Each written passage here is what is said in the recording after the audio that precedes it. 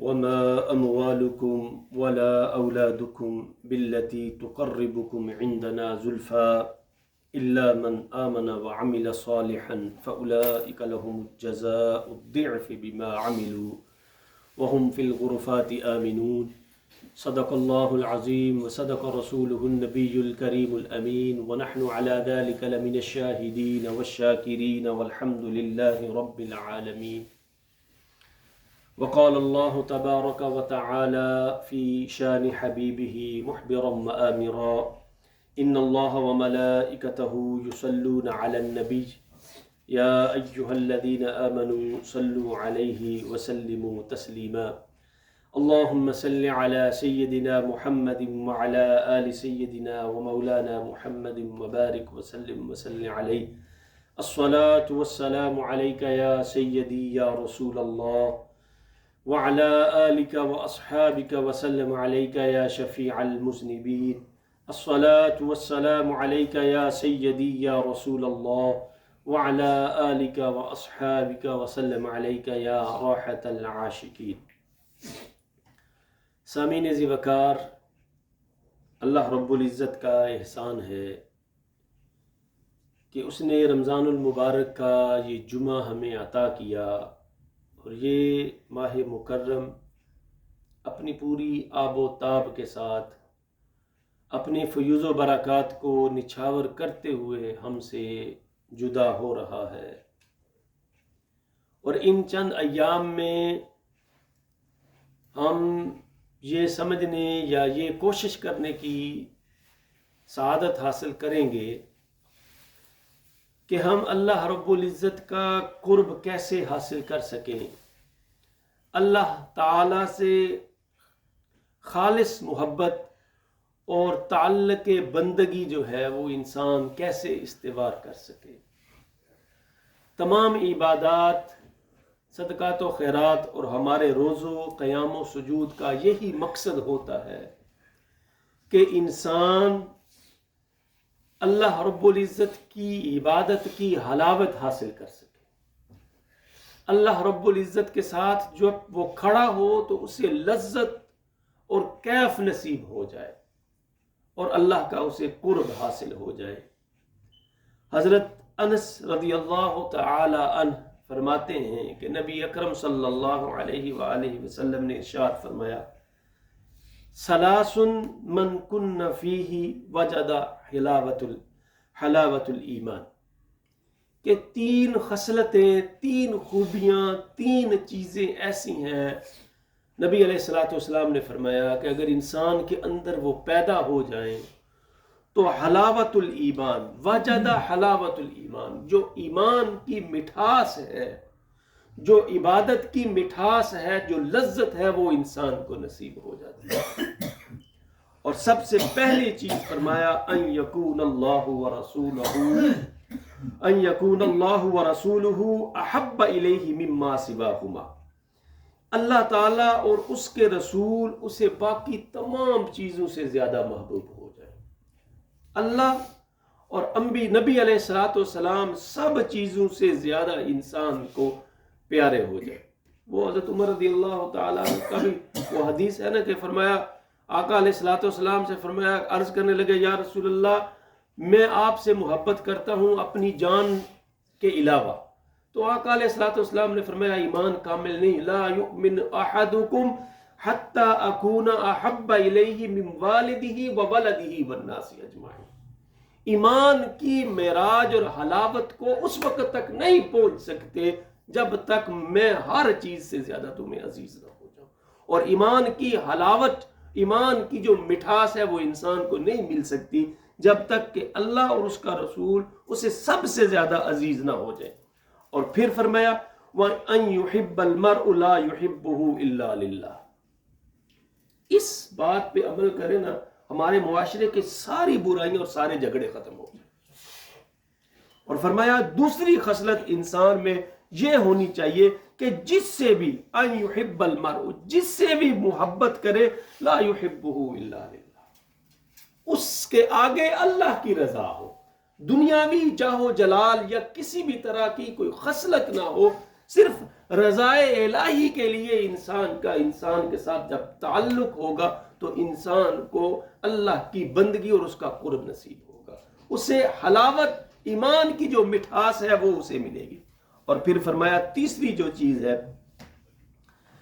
وَأَن يَكْرَهَ أَن يَعُودَ فِي الْكُفْرِ كَمَا يَكْرَهُ أَن يُقْذَفَ فِي النَّارِ، کہ انسان گناہ کی طرف لوٹ کر جائے، کفر کی طرف لوٹ کے جانے کو اس طرح ناپسند کرے کہ جس طرح وہ اس چیز کو ناپسند کرتا ہے کہ اسے اٹھا کے آگ میں پھینک دے۔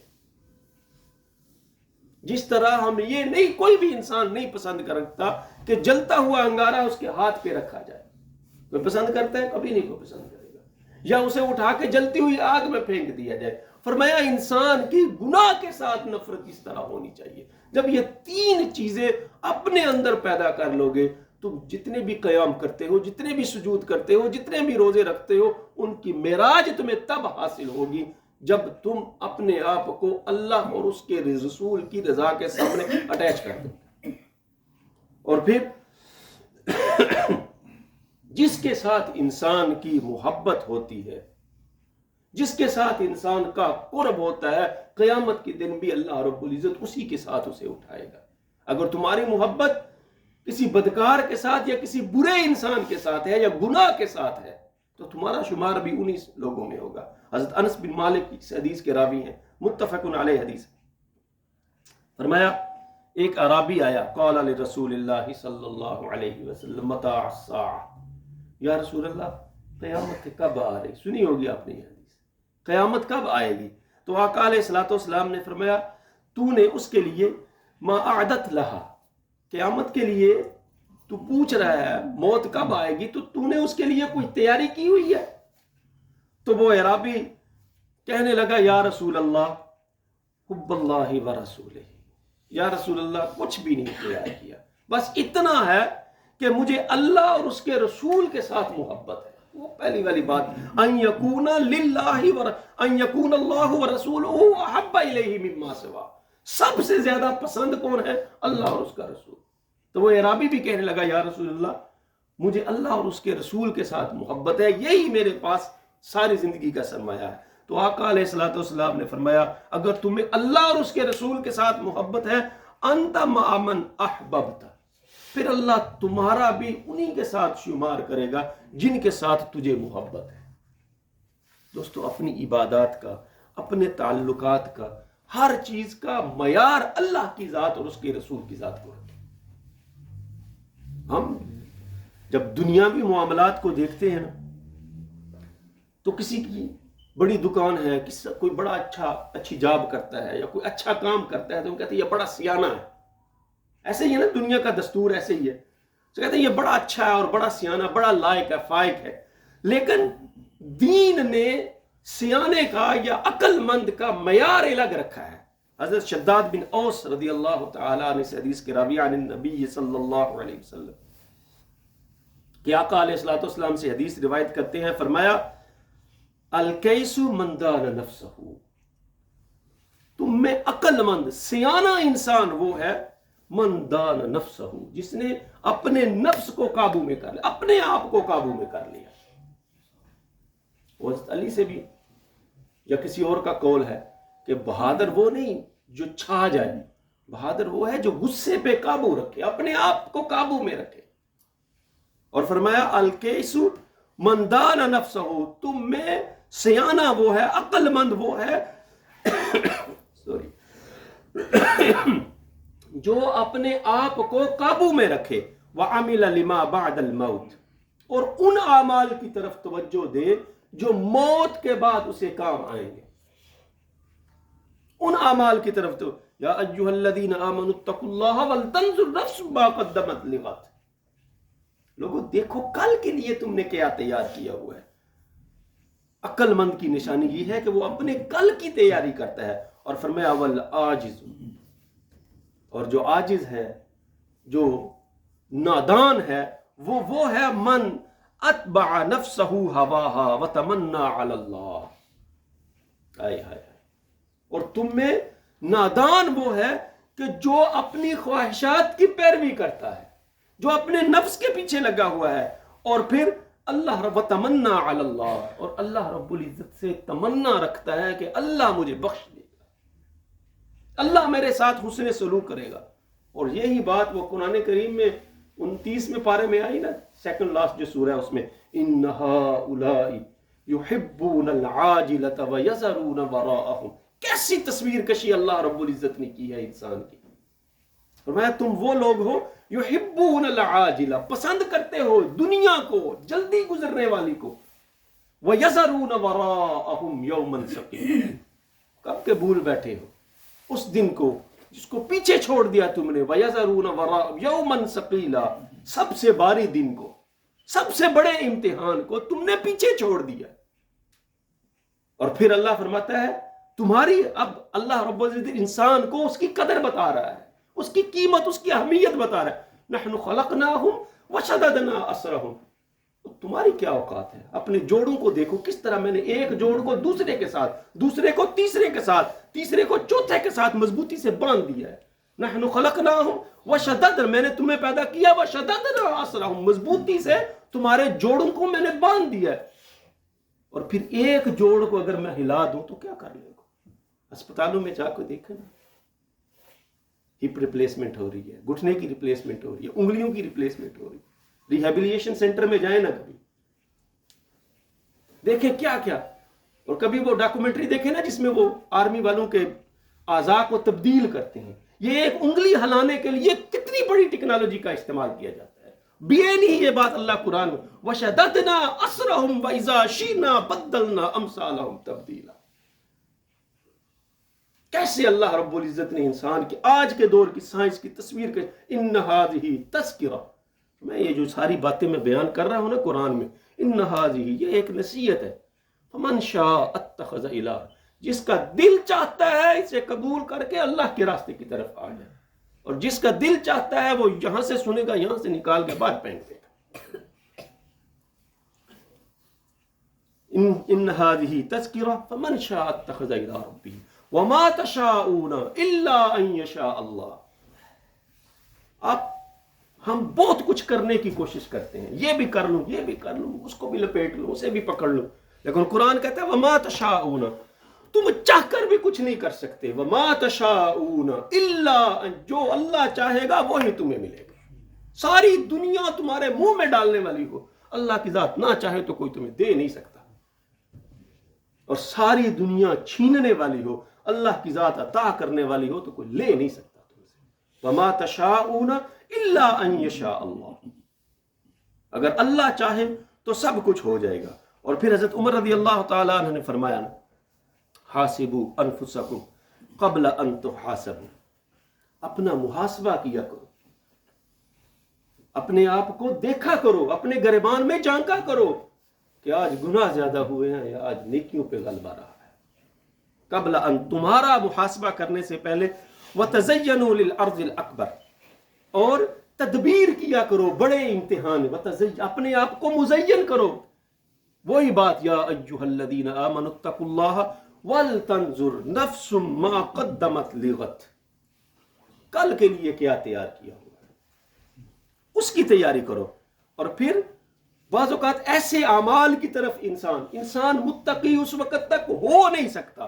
حضرت عطیہ السعدی فرماتے ہیں، کان من اصحاب النبی صلی اللہ علیہ وسلم، صحابہ میں ان کا شمار ہوتا ہے. فرمایا قال رسول اللہ صلی اللہ علیہ وسلم لا يبلغ العبد ان يكون من المتقین حتى يدع ما لا بأس فيه حذرا، کہ انسان ان اعمال کو بھی ترک نہ کر دے کہ جس میں یہ خدشہ ہو کہ یہ کرنے کے بعد یہ نہ ہو کہ مجھے گناہ مل جائے، میں کہیں گناہ میں مبتلا نہ ہو جاؤں. ان اعمال کو بھی چھوڑ دے. جب تک انسان یہ احتیاط نہیں کرے گا وہ متقی نہیں ہو سکتا.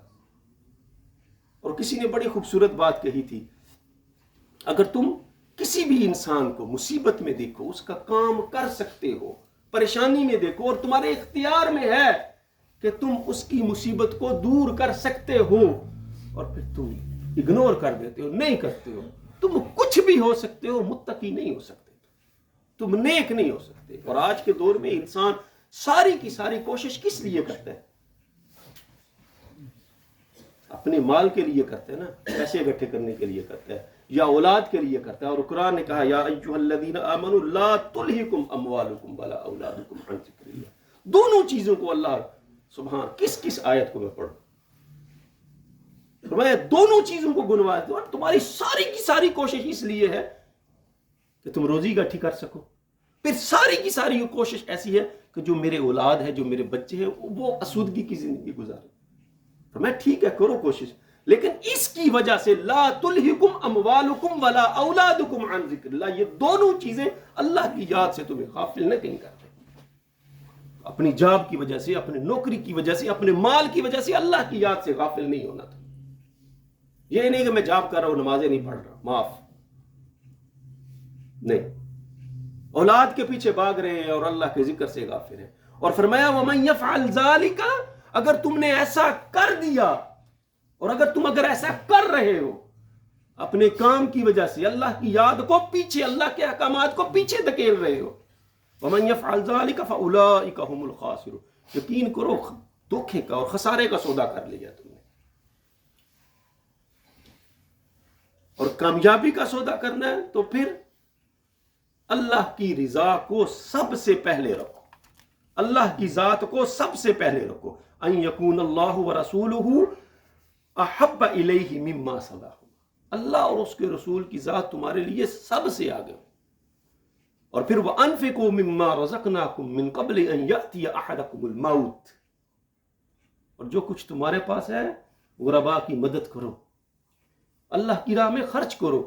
من قبل ان یأتی احدکم الموت، اس سے پہلے کہ موت کا پروانہ آ جائے. اور موت کا پروانہ کیسی اللہ نے بیان کیا، فیقول رب لولا اخرتنی الی اجل قریب. جب موت آئے گی پھر انسان کہے اللہ تھوڑی سی مہلت دینا چاہیے، ایک دن دے میں عبادت کر سکوں، میں اپنی ساری دولت لٹا دوں اللہ کی راہ میں، تیری راہ میں. لولا اخرتنی الی اجل قریب فاصدق، میں صدقہ کر سکوں، واکن من الصالحین، پھر میں نیک لوگوں میں شامل ہو جاؤں. اب اللہ کہتا ہے وَلَن يُؤَخِّرَ اللَّهُ نَفْسًا إِذَا جَاءَ أَجَلُهَا، اب وقت نہیں ہے، جو وقت تھا تو نے وہ گزار دیا. ہم نے اپنا محاسبہ کرنا ہے ان ایام میں. یہ رمضان المبارک کے چند ایام ہیں، کیا ہم اپنا محاسبہ اپنے آپ کو اللہ کی یاد کی طرف جو رمضان پیغام لے کے آیا تھا اس پہ عمل کرنے کی کوشش کر رہے ہیں؟ کیا ہمیں اللہ کے ساتھ جو تعلق بندگی ہے، جو ایمان کی مٹھاس ہے، وہ مل رہی ہے یا نہیں مل رہی؟ اگر مل رہی ہے اور ہم ہر چیز کو ان یکون للہ ورسولہ، اللہ اور اس کے رسول کے لیے کر رہے ہیں، ایمان کی مٹھاس مل رہی ہے تو رائٹ ٹریک پہ آپ جا رہے ہیں. اگر نہیں مل رہی تو بس ایک پریکٹس ہی کر رہے ہیں، سجدے دیے، روزے رکھے اور چلے. دعا ہے اللہ رب العزت ہم سب کو ایمان کی حلاوت نصیب فرمائے. اللہ ہمیں رمضان المبارک کے فیوز و برکات سے مستفید ہونے کی توفیق عطا فرمائے. وآخر دعوانا ان الحمد للہ رب العالمین. سنتے ادا فرمائے.